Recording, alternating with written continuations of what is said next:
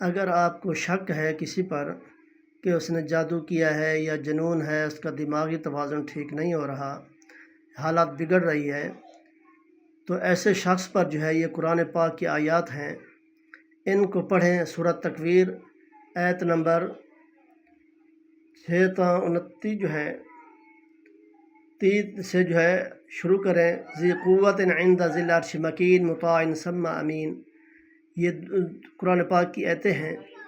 تو اگر کسی پر شبہ ہو کہ اس کا دماغی توازن بگڑتا جا رہا ہے یا اپنی اصل حالت میں نہیں ہے، یا شبہ ہو کہ کسی نے اس پر جادو کر دیا ہے، تو اس کو 41 بار پانی پر دم کر کے اس کو پلائیں۔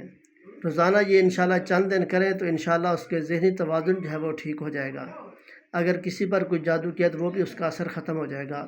دعا ہے اللہ تعالیٰ عمل کی توفیق عطا فرمائے۔ صدقہ جاریہ سمجھ کر اس کو آگے شیئر کریں تاکہ دوسرے لوگ بھی اس سے فائدہ حاصل کریں۔